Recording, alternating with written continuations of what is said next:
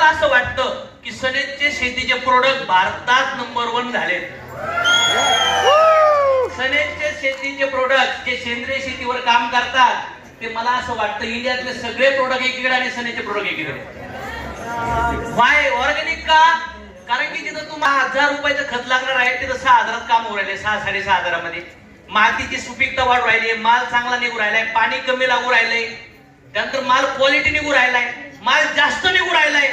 त्यानंतर तुम्ही ज्यांना विकणार आहेत त्यांना पण आपल्यामुळे आजार होणार नाही, आपल्या घरी पण आजार होणार नाही.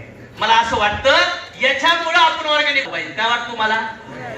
किती लोकांना वाटतं शेतकरी लई मेहनत करतो पण श्रीमंतच होत नाहीये? का नाही होत माहितीये का? त्याला माहिती आहे तो केमिकल वापरायला, दुधात विर्या घालतो, विर्या फॅट लागायसाठी, आणि ते दूध बिचारे ताण्या बाळाला पाजलं जातं. कसं काय मोठा होईल? मग म्हणतात पाप कर्म काही केलं नाही आम्ही.